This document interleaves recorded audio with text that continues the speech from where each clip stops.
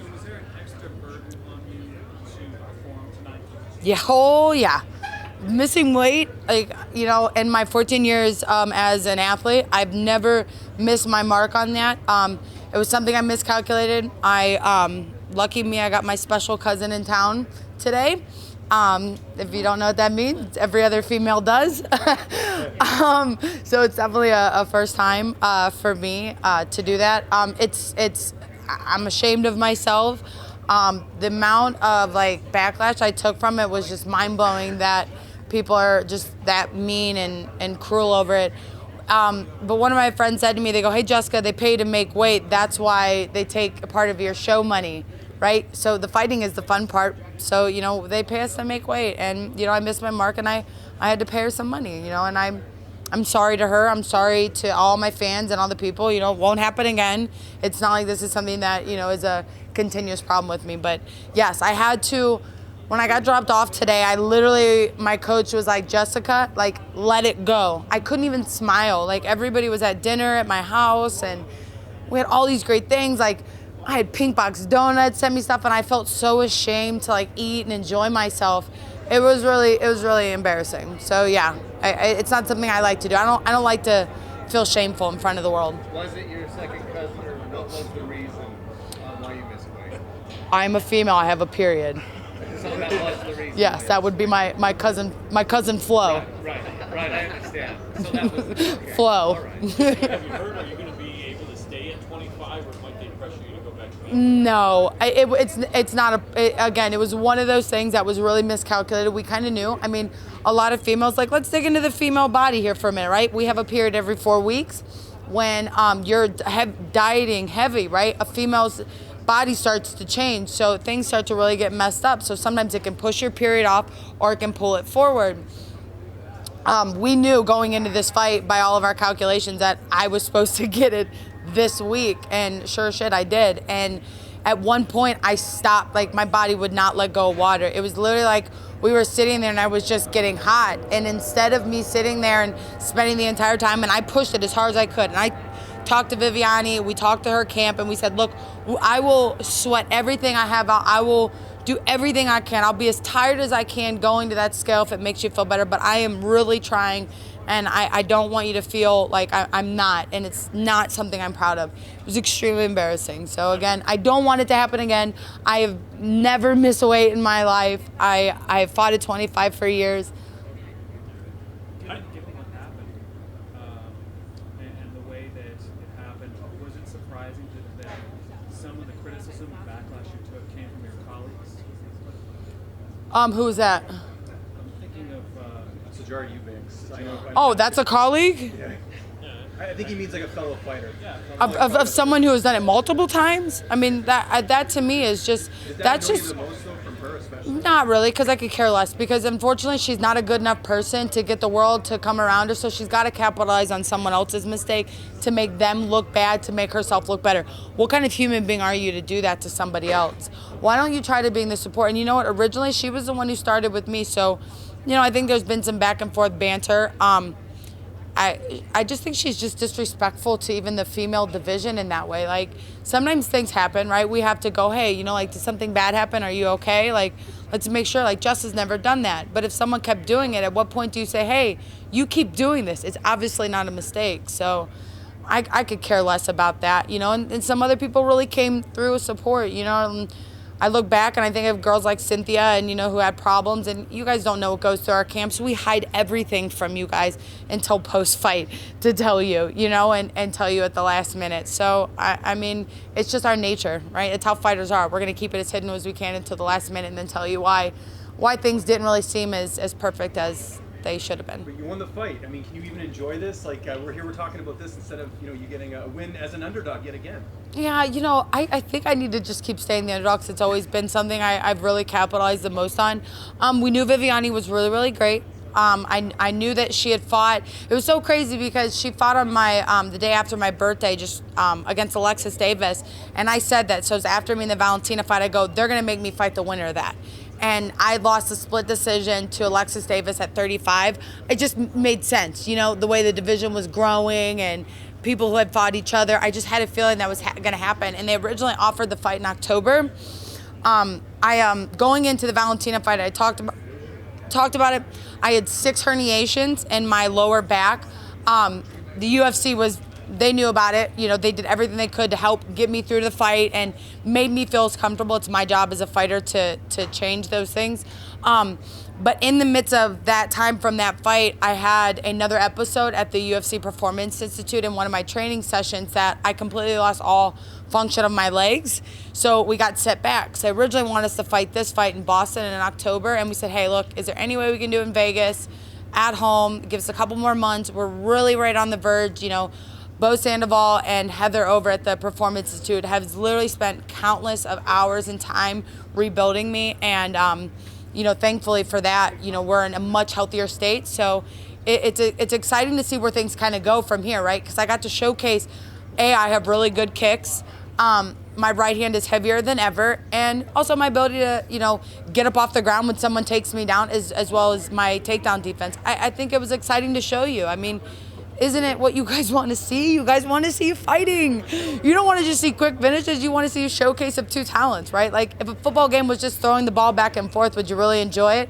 You want to see the hits. You want to see the adversity. So I gave you adversity and I came out on top. Having Puna won earlier in the night, your teammate, did that even register with you in the fight, him getting a victory? Absolutely. It was awesome. Two Las Vegas natives from Extreme, like coming in to here, right? That was incredible, right? Like what a great way to start the card. And, you know, it makes Eric Nixick feel incredible, and Gray and all those guys who work really well with us, Ray and Nate, those guys are great. You know, it's very enjoyable for them.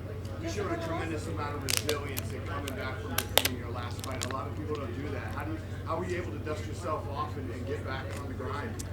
If there's anything I can do with my ability to have a microphone in this world is to teach people things, you know, teach them something about themselves as well as teaching myself. But being resilient is not what our society is about anymore. It's about beating people down or, hey, how can we capitalize on saying the worst possible thing about it? The only way that I could feel that I could really be a change in the world, as well as in myself, is by doing the things I didn't want to do. So even on days that I felt like absolute crap, I was like, hey, make that post, make that positive post, show people how strong you are. And there was somebody once said to me, how did you become strong, Jess? And I said, well, I just faked it. And then one day I just realized I was strong because every single day I told myself I'm strong and I'm badass. The other thing is when somebody's coming back from defeat like that, you've seen people come in there a little bit safe, a little bit careful. You did not do that. I feel that was the X factor. You fought really tough. Yeah, we've been really learning how to like pop ourselves into 6th gear and really like push the pressure and just utilize that. I'm a slow starter. I've never been a great first round fighter. I always kind of like feel it out and feel myself out. That's even kind of how I spar. That's why we try to make our warm-ups in the back super rough and hard so I can get that heart rate up. But, you know, it's just, I don't know, I'm still learning pieces of me. It's like I'm constantly shattering old versions of myself and rebuilding new ones so that I can constantly become something different. And, you know, this was a learning lesson. All of it is. And I take it each time and I value each of this moment because I'm never going to get it back. It's got to be intimidating, though, recovering from a concussion and going back in there. Is there any, like, trepidation about getting hit, or you just... If you guys have ever followed any bit of my story, you know, I was an abuse victim as a child. A part of me choosing the career choice that I have was because something felt so natural to me. I'm not scared of getting hit. I'm scared of not making change that makes that hit worse every time. So again, I'm not scared of the punches. I'm not scared of what could happen. I'm scared of not being better for myself. So I have herniations from L2 to S1, and L5 is where your nerve runs right down your back. So I have an 18 millimeter herniation. So basically my disc is upside down, right, guys? And I don't know how much you know about that, but an 18 millimeter herniation is absolutely terrible. I mean, it could happen at any moment for me. And going into the Valentina fight that morning, I mean, like I was walking stiff and I just kept trying to tell myself, I'm like, oh, we'll be okay. But yeah, those kinds of things have happened to me and I suffer from it. I was 16 years old when I broke my back when I got in the car accident. It's something I'm always gonna have to keep dealing with my whole life. I thankfully moved to Las Vegas with the Performance Institute that they are on top of it. Like Bo, Sandoval, and Heather, I love you guys. You're the greatest. They really did great job. So no fear for you right now of something happening with it, slipping or anything like that? Oh my God, no, are you kidding me? It's always there. It's always there. I don't wear high heels very often, and if I do, I gotta make sure they're really nice shoes.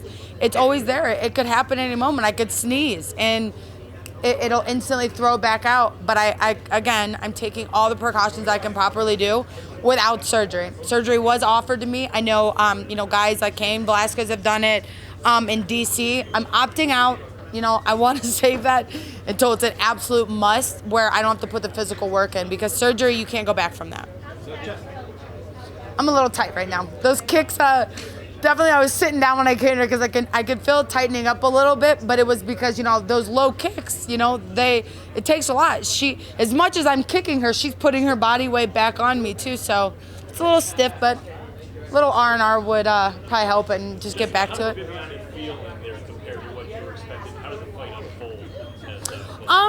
She did great. She got me a couple times. She did good. She got me. But she did exactly what we knew she was gonna do. Is that she would gas out. I'd get a couple good hard shots from her, but then she would fall back on that. And I also think that constant low kick really stopped that pressure moving forward. I watched one of my old fights against a girl I fought against, Jennifer Scott, and she was kind of a similar fighter. And the whole fight, I was just chopping her down. And that in my head right before the fight's like, if I chop her down, those punches aren't gonna hurt. You know what I mean? They're not gonna be as heavy. And as the rounds started to go on, I could feel them starting to come back. But she's a tough little thing, man. She was holding on real tight, So, we're fighters. We're the best in the world. We're here. Like, there's literally tiny little fractions of differences between each one of us. And, that showcased why she's where she is and why she's one of the best, and also, why I'm one of the best in the world. And I will have a title around my waist. I will. Listen, I'm always confident in my head, but I don't know what the judges see. So if we look at it like as a football game or like sports, really look at it as a sports, right?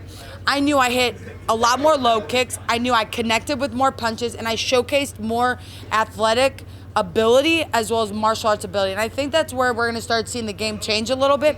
It's just like you do in, again, I'll keep using the reference of football and basketball. Like, we look at assists, we look at these things. So we look at how many low kicks did you throw, how many did you hit, how many right hands did you throw, how many did you hit, that you start to actually see those numbers. And I could tell that there was a significant amount of kicks that I had hit with her. So I felt good about it, but sometimes these judges, have their own mind and have their own way. We saw last week there were 2 draws on the card that were not draws. So, just one last one. Going back to the weight thing on the scale, there was a moment where I saw your coach go up to the scale afterwards. Did you guys see something different in the back? Yes, it did. We were out, we agreed on 130 back there, right before we came to the scale. We agreed on 130 and that I would pay. And then we get out there and we're like, first they're like, I asked them, I said, should I declothe? Should I hoop? And they were like, well, no, you should be fine. Then I was like, are you sure? So I was like, we'll just do it just in case. I could be 29, save myself 10%. And then we get on there, and it was 131, and Darren was like, whoa, no way. She was not. We just, with her clothes on in the back, she was 130. So, that didn't make sense. But it is what it is. Look, I don't have a manager, so it looks like I paid her my 10% management fee right now. So. How do you feel now, Jessica? How soon do you think you'll go? I want to take some time off. Last year was a big year for me. I left Strong Style to move to Las Vegas and join Extreme. We've done a lot this year. The back injury, the title fight, this win. There's just been a lot.